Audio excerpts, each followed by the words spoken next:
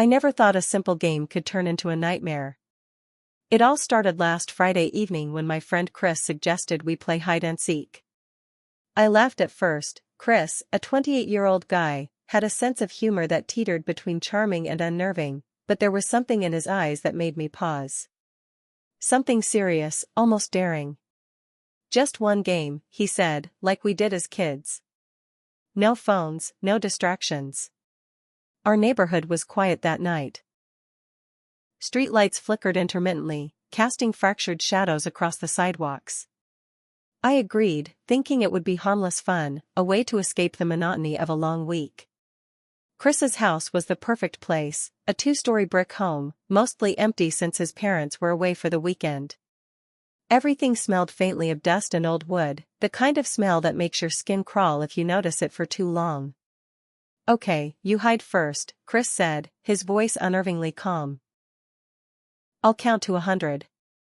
No peeking." I darted upstairs, heart pounding, and chose the closet in the guest bedroom. It was cramped and dark, with a faint musty odor, but I felt safe. At least, I told myself I did. I heard Chris's voice counting, slow and deliberate, 1, 2, 3. At first, it was just the sound of him playing a childish game. But halfway through his count, I noticed something strange. There was a creak on the stairs that didn't match Chris's usual pacing. Then another, closer. I froze. My rational mind said it had to be the old house settling, or maybe a loose floorboard. But a whisper of instinct told me otherwise. Someone else was moving around. I peered through the small gap in the closet door, heart hammering, and my breath caught. Chris was still downstairs, counting, but from the hallway outside, I saw a shadow move across the landing. I blinked, and it was gone. I tried to tell myself it was nothing. "It's just the game," I whispered under my breath. But then I heard a voice that wasn't Chris's. Soft, deliberate, right behind me in the closet. "Are you hiding well?" I slammed the door shut, pressed my back against the wall, and held my breath. My phone buzzed in my pocket, but I didn't dare move. Whoever, or whatever, it was, didn't seem playful. The air felt heavier, colder, and I could feel a pulse of dread spreading through me like icy water. Minutes passed, or maybe seconds, but time seemed distorted. Then, footsteps on the stairs again. Slow. Careful. Deliberate. Whoever it was wasn't making mistakes. They knew exactly where I was. I wanted to scream, to run, but the door handle rattled as if someone was trying to open it. My fingers clawed at the edge of the closet door, trying to keep it closed, but the sound of the intruder moving upstairs grew louder. Panic overtook me. My eyes darted around the cramped space, searching for anything to defend myself. I found a metal coat hanger and gripped it like a lifeline. Then came Chris's voice, calm, but too far away now to reassure me. 30, 31, 32, his counting had paused oddly, and a chill ran down my spine. Something about the rhythm was off. Chris wasn't the one up here. I remembered the front door. I had seen it unlocked earlier. My mind raced. If I could get downstairs and out, maybe. Just maybe, I could escape. But the closet door shook again, this time more violently. Whoever was in there with me wanted me to know they were there. A thought struck me suddenly. Maybe it wasn't a stranger. Maybe it was Chris playing some twisted joke. But no, Chris wouldn't, would he? My stomach twisted. I thought of his laugh, his teasing smile, but those images only made the fear sharper. I had been alone in a house with someone who might not be who I thought they were. A thought struck me suddenly. Maybe it wasn't a stranger. Maybe it was Chris playing some twisted joke. But no, Chris wouldn't, would he? My stomach twisted. I thought of his laugh, his teasing smile, but those images only made the fear sharper. I had been alone in a house with someone who might not be who I thought they were. I had to move. Slowly, silently, I edged toward the closet door, listening. The intruder was now moving away, footsteps fading. I pressed my ear to the door. Hallway sounds, soft, methodical, calculated. Whoever it was, they were exploring, not looking for me anymore. They were waiting. I cracked the door open just enough to peek out. The hallway was empty. Relief washed over me for a fleeting second, until I noticed something on the floor, a small note, written in pencil, scrawled in a shaky hand. It said, "Don't come out. He's not Chris." My blood ran cold. This was no joke. No childhood game. I realized then that the house I thought I knew, the game I thought was safe, had been corrupted by someone, or something, watching my every move. Be careful, those who don't subscribe usually don't survive till the end of the story. I crouched, heart racing, and moved toward the stairs. The living room door at the bottom was slightly ajar. I could see the glow of the street light spilling in, a faint promise of escape. But then, a soft laugh echoed from behind me. High-pitched, empty, wrong. I froze. Whoever it was had moved faster than I could imagine. My rational mind screamed to run, but every instinct told me to hide again. I slipped under the table in the dining room, trying to make myself invisible. Shadows stretched across the walls. Every floorboard creak made me flinch. Then I saw it, a figure standing at the top of the stairs, just a silhouette, but unmistakably human. Motionless. Watching. I could hear my own heartbeat. Thump. Thump. Thump. Then, a whisper. "Why are you running?" I crept forward, each step deliberate, careful. My breath was shallow, almost imperceptible, and my ears strained for the slightest sound. The house seemed alive now, each shadow stretching longer, each creak amplified. The figure at the top of the stairs didn't move, yet I could feel it, like it was waiting for me to make a mistake. My mind screamed that this wasn't a game anymore, but a hunt.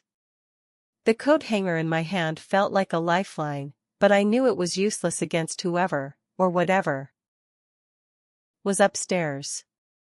Every instinct told me to retreat, but retreat meant passing the stairs, and the figure waited, still silent. I noticed then that the hallway walls seemed wrong. Faded scratches, as if hundreds of tiny fingernails had clawed at them over time, lined the baseboards. The air smelled damp, stale, almost like something had been decaying here for weeks. My stomach churned, but I couldn't stop. I had to reach the front door. Then, a whisper came from behind me, closer this time. "Don't move, or he'll know." My spine froze. Whoever it was, they were inside the house with me all along, moving silently, anticipating my every decision. My rational brain tried to convince me it was just fear playing tricks, but the metallic scent in the air, the cold press against my neck, proved otherwise. I darted toward the living room, heart pounding. The front door was in sight, just a few steps away, but something made me pause. In the corner of my eye, I saw movement. Subtle, almost imperceptible. A shadow slid across the floorboards behind the dining table. I froze. My pulse surged in my throat, every nerve screaming danger. Whoever was in the house knew I was trying to escape. I wanted to scream for Chris, but the realization hit me like a hammer. Chris wasn't upstairs. Chris wasn't anywhere near the house. Whoever had suggested the game, whoever had been counting, had lured me into a trap. I pressed my back to the wall, trying to control my trembling. The whisper came again, this time from the staircase. "He's close. You can't hide forever." I turned my head slowly and saw the figure, just a shadow, but distinctly human, moving down the stairs. Its movements were unnaturally smooth, almost predatory. My stomach twisted into knots. I realized then that the game had been psychological from the start. Whoever was in the house wanted me to panic, to doubt reality. They were using the familiarity of Chris's home, the childhood memories of hide and seek, to destabilize me. And it was working. Be careful, those who don't subscribe usually don't survive till the end of the story. I forced myself to move, staying close to the walls, edging toward the front door. The shadow followed, mimicking my every movement. Every time I thought I could run, it was just a little closer. And then, I heard something that made my blood run cold. The unmistakable sound of breathing, not mine, not Chris's, but heavy, deliberate, and right behind me. I spun around, swinging the coat hanger in desperation. But the space was empty. Only shadows. Only silence, before the whisper again, "Why are you running? You can't escape him." I stumbled backward and hit the wall. My mind scrambled for a plan, and then I remembered the back door, slightly ajar. Maybe a quick dash through the yard, past the side fence, and I could get to the street. My hands trembled as I moved toward it, but just as I reached the kitchen, I saw him. Or her. Or, whatever it was. The figure wasn't fully visible yet, but its presence filled the room. I could feel the weight of it pressing down, like the air itself was thickening. And then I noticed something horrifying. The shadow moved with uncanny familiarity. It mimicked Chris perfectly, his posture, his gestures, even the way he smiled. But the smile was wrong. Twisted, unnatural, empty of warmth. I realized with a sickening certainty, this wasn't Chris. But it wanted me to believe it was. I ran. Through the back door, into the cold night air. My lungs burned, my legs felt like lead, but I didn't stop. Behind me, I could hear it, footsteps, soft at first, then faster, more deliberate. And then, laughter.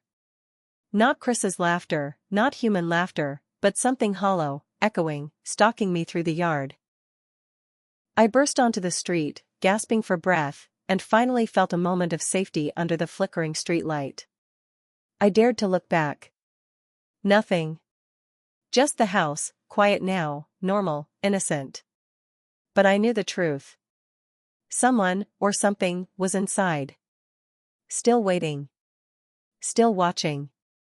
The next day, I tried to call Chris. No answer. His phone went straight to voicemail. I checked his parents' house, nothing unusual.